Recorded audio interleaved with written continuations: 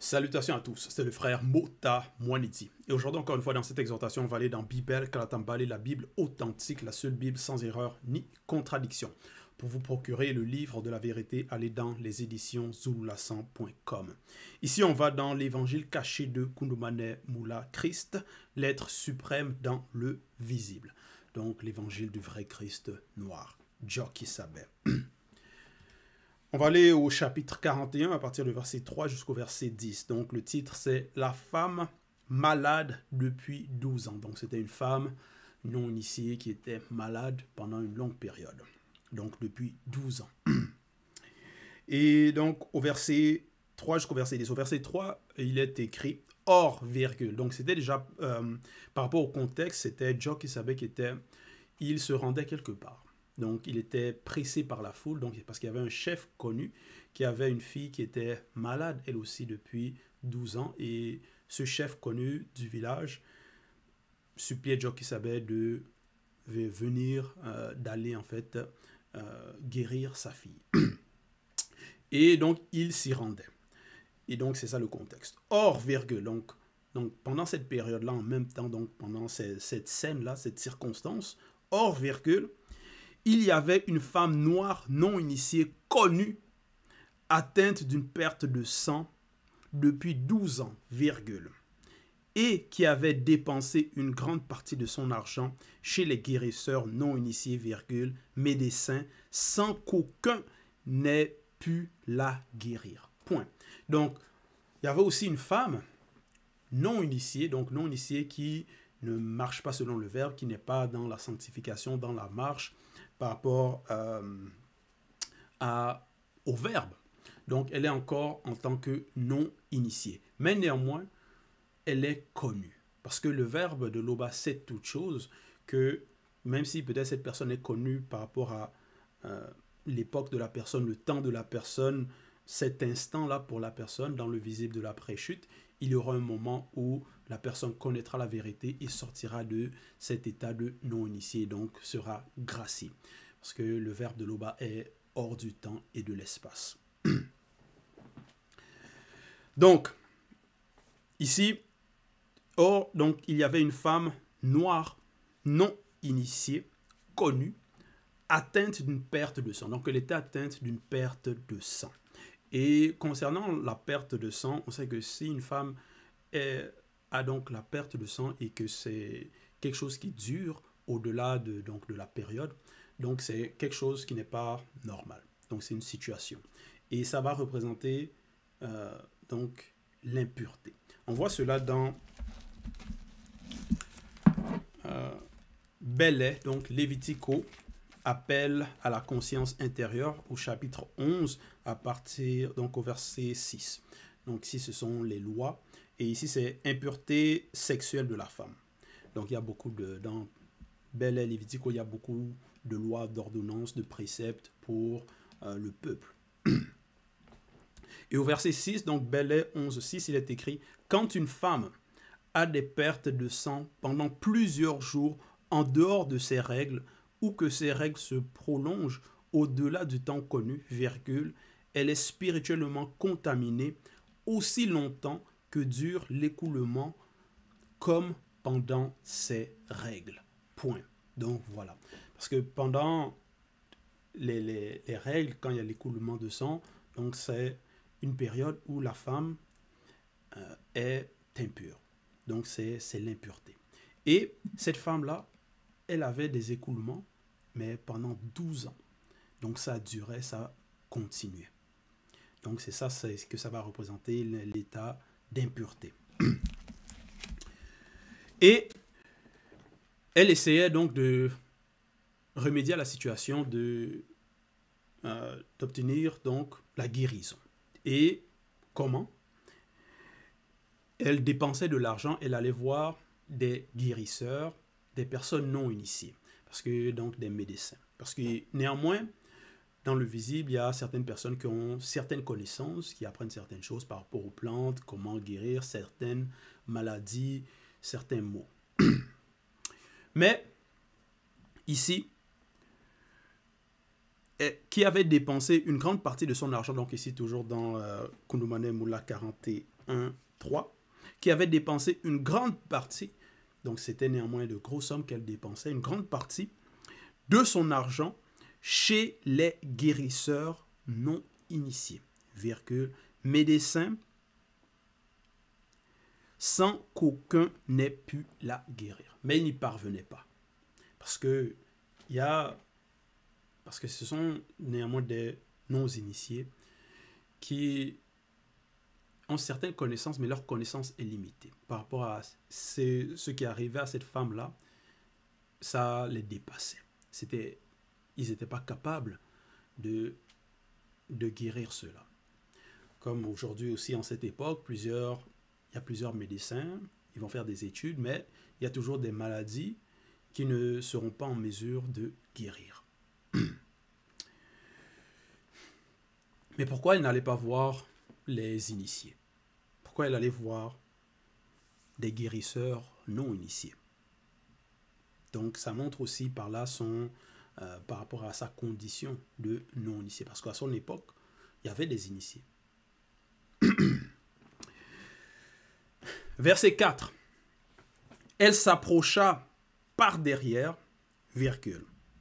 Donc, elle s'approcha par derrière par rapport à Jokisabé qui était là, qui était entouré de la foule. Donc, elle s'approcha. Et toucha le bord du vêtement de Jokisabé. Point.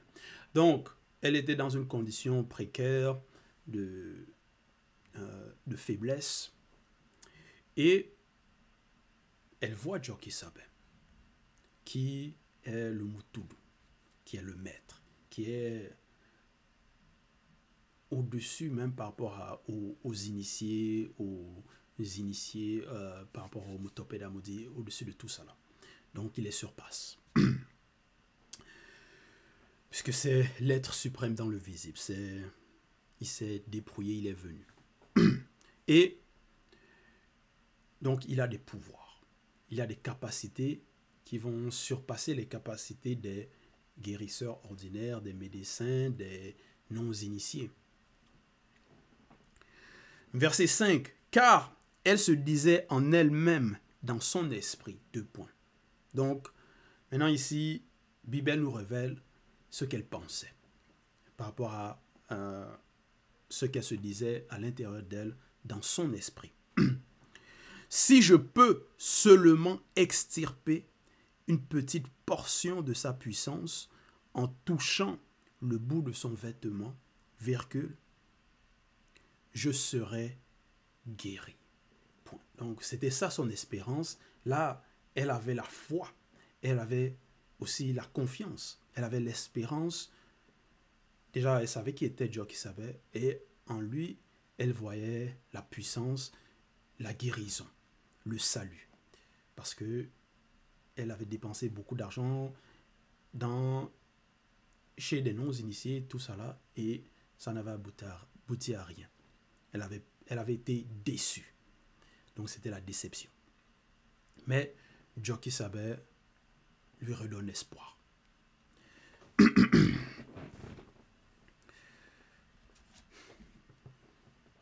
Verset 6.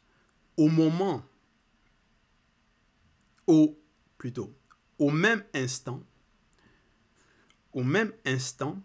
la perte de sang s'arrêta. Point.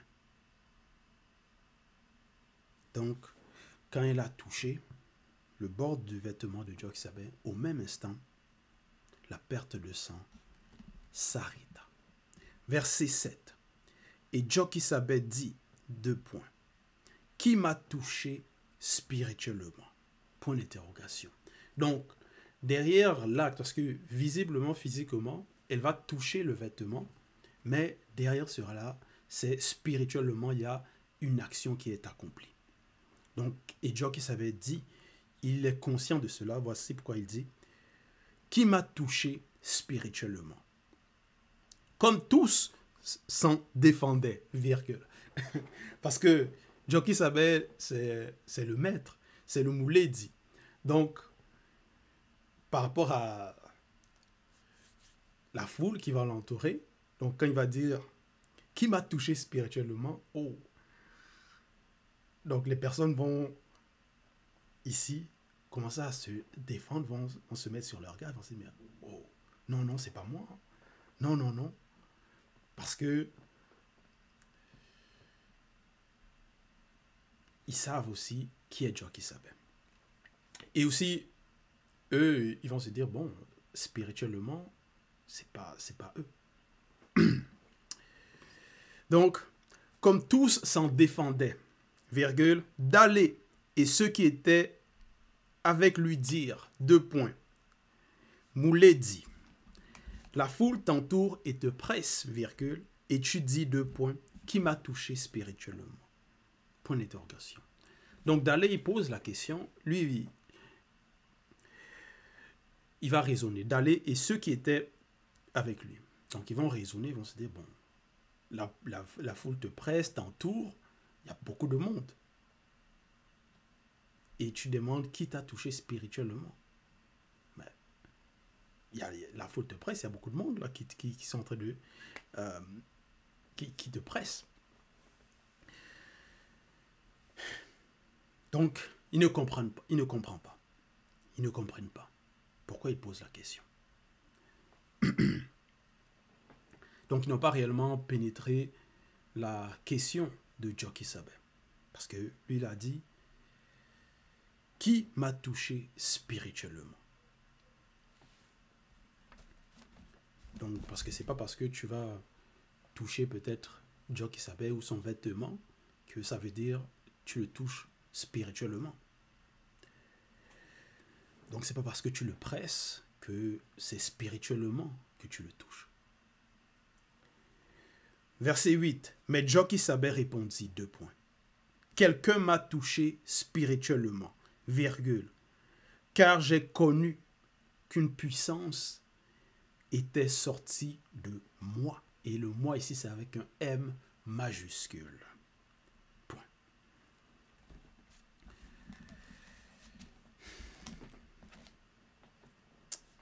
Donc, voilà. Donc, derrière cet acte-là, elle a obtenu la grâce et il y a une puissance qui est sortie par rapport à de l'être suprême, qui est sorti de lui, qui a guéri cette femme-là. Et Jockey Sabin est conscient de cela.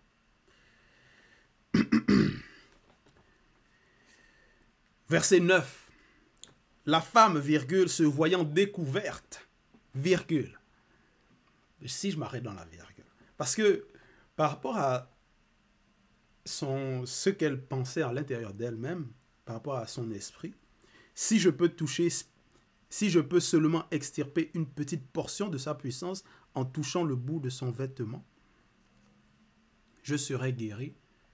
Donc, c'était ça qu'elle voulait et c'était ça qui s'est passé.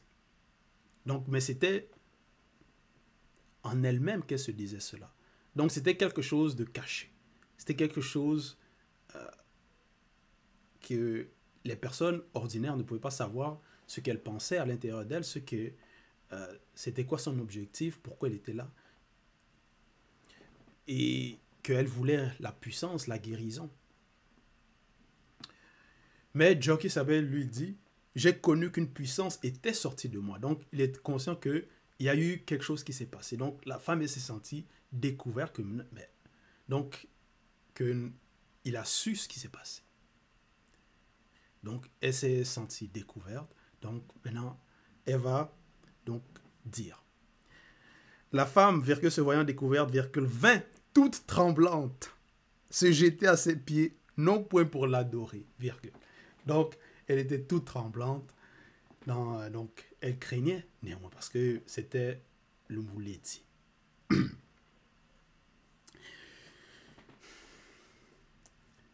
Et déclara devant tout le peuple pourquoi elle l'avait touché, virgule, et comment elle avait été guérie à l'instant. Point. Donc, elle déclare ce qui s'est passé. Donc, elle rend témoignage de la grâce qui lui a été accordée. Donc, elle ne va pas mentir, elle ne va pas essayer de dire non, c'était pas moi, tout ça là. Donc, elle dit la vérité. Parce que là, ça montre aussi que c'était une bonne personne. Par rapport à cette femme-là, par rapport à l'acte qu'elle a fait, elle n'avait pas de mauvaises intentions. Donc elle avait néanmoins, par rapport à la moralité, tout ça là. Et c'était aussi une femme connue. Donc,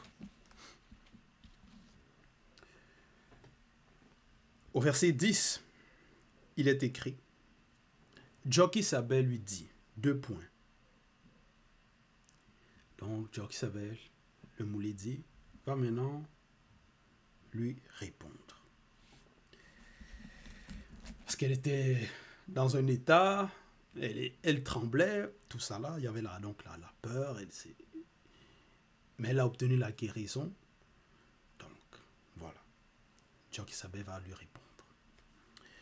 Ma fille, virgule. Donc, déjà là, il la considère, il l'appelle ma fille. Parce que lui, il va représenter le père, parce que il est venu pour guérir les malades. C'est ça sa mission. Et donc, il était venu pour ceux connus du peuple originel. Et cette femme, c'était une femme noire, donc du peuple originel. Et elle était dans un état de non-initié. Donc, elle représentait vraiment un cas de pourquoi Joki-Sabé était là.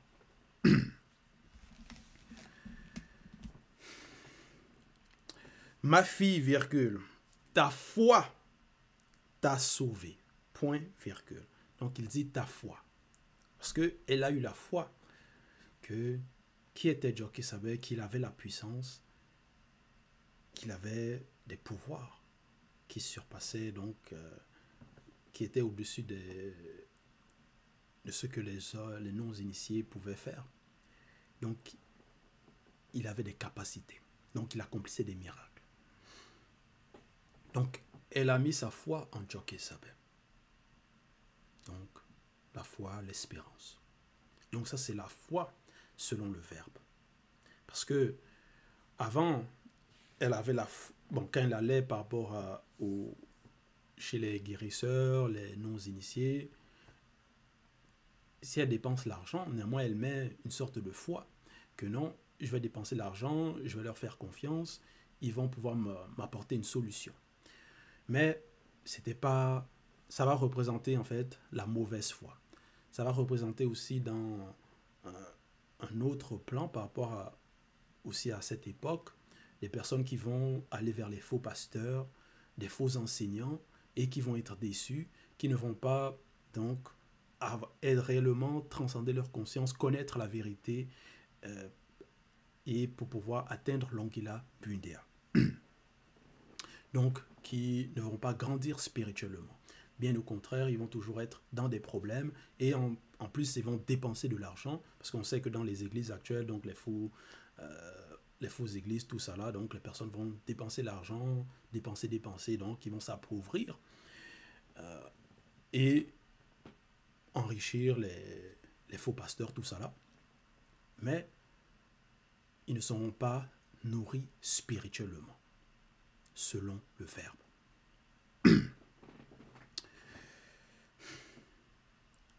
Donc, c'est ça aussi que cette scène-là, dans un autre plan par rapport à cet enseignement, bon, cette exhortation, ça va représenter. Parce que il y a des faux bergers, il y a des faux pasteurs, des faux enseignants. Et ils vont profiter des personnes faibles, ils vont profiter de... même par rapport à donc des états des personnes, par rapport à peut-être leur maladie, tout ça là, leurs problèmes, pour s'enrichir, pour pouvoir assouvir leurs mauvaises pulsions.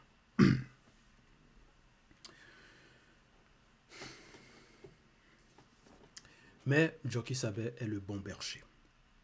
Donc, les paroles qu'il dit, ceux qui mettent foi en cela, en qui il est, ne seront pas déçus.